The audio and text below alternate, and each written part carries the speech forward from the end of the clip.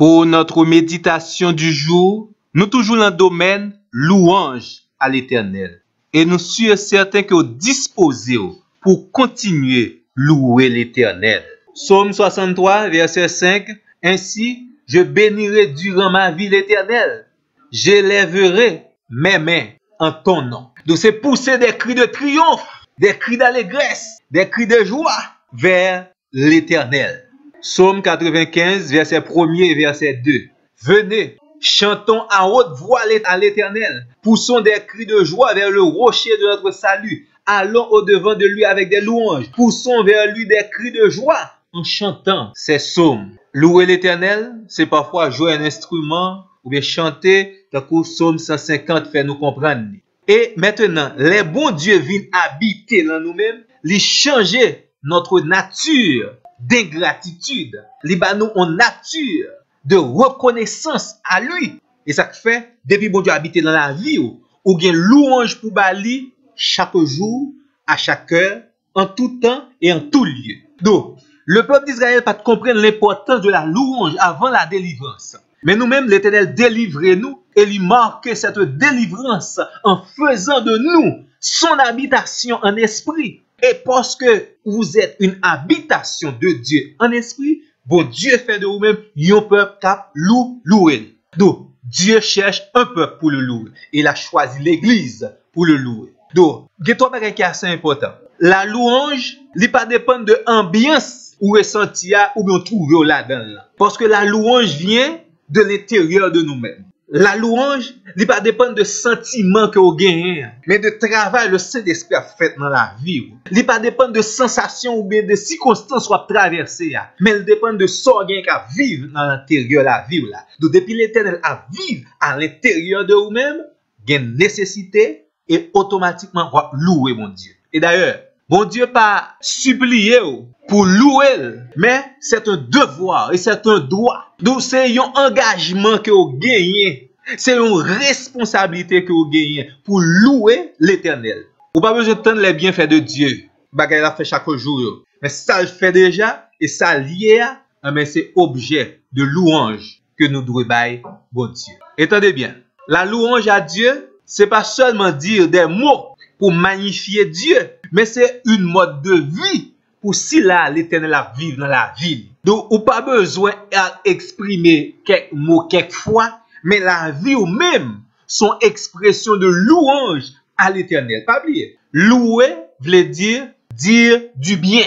Donc, l'homme a loué l'Éternel, l'a dit du bien concernant l'Éternel, et ensuite l'a fait du bien à l'Éternel. Donc, notre louange, c'est une manifestation des bienfaits de Dieu à travers nos paroles et nos comportements. Donc, chaque fois, louer mon Dieu, on dit du bien concernant l'Éternel et on fait du bien également à l'Éternel. Maintenant, rapidement, est-ce que la vie ou mode de vie, ou pas oublier la louange, c'est une mode de vie, surtout pour le chrétien? Est-ce que votre mode de vie, c'est une expression de louange à l'Éternel? Troisième bagage, c'est que la louange, ça vient du cœur. C'est pas belle parole, nous songeons dans Isaïe, chapitre 29, verset 3, de ce peuple m'honore des lèvres, mais son cœur est éloigné de moi. Donc, ça qui est important dans la louange, c'est l'expression du cœur. C'est la connexion du cœur avec l'Éternel. Donc, si peuple Israël, te prend sans lui pour comprendre l'importance de la louange, bon pile mauvaise expérience, et pas ta vivre, surtout dans la marche dans le désert. Ou même, jodi à découvrir cette puissance extraordinaire, ce secret spirituel de la part de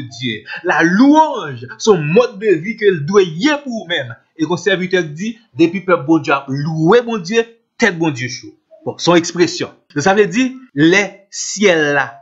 Bon, me dire de l'autre façon, vous êtes capable de bien comprendre. Dieu chita dans mi-temps louange, peuple ya. Somme 22, verset 4. Donc, pas oublier que pour bon Dieu, quelque part, il faut trôner là.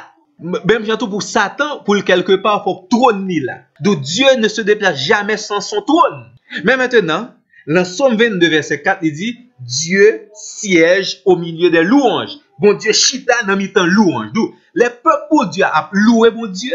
Donc, bon Dieu déplacé, trôné dans le ciel là, il vient mettre parmi son peuple, à travers son peuple, au milieu de son peuple. Donc, ou même tout. Chaque coup prend décision pour louer mon Dieu ou déplacer le trône de Dieu, ou déplacer la présence de Dieu, ou déplacer les anges de Dieu, ou déplacer la puissance de Dieu, viennent habiter parmi nous et en vous pour capable faire les louanges de l'Éternel. La louange fait de nous des supporters sincères de Dieu. Ça veut dire, depuis que nous avons loué bon Dieu, Jean la Bible demandé pour louer bon Dieu, son monde a supporté bon Dieu, l'a supporté le plan de Dieu, l'a supporté l'œuvre de Dieu. Nous louer bon Dieu pour ça le fait pour nous et pour ça nous ouais également. Donc, je m'encourage, pas suspendre louer bon Dieu, quelle que soit la situation. L'œuvre de Jésus en nous fait nous répéter à celui qui est assis sur le trône, à lui soit la gloire, l'honneur, la louange, l'exaltation au siècle des siècles. Donc, la louange permet que nous unis voix nous avec voix anges pour nous capables de crier à l'Éternel. Il mérite la gloire, la louange, l'honneur au siècle des siècles. Donc, l'œuvre Jésus accomplit dans la vie nous, travail de transformation il fait dans la vie nous et façon à conduire nous, habitation de Dieu qui est nous-mêmes là, fait que expression que nous à louer Dieu en tout temps et en toutes circonstances. Attendez bien.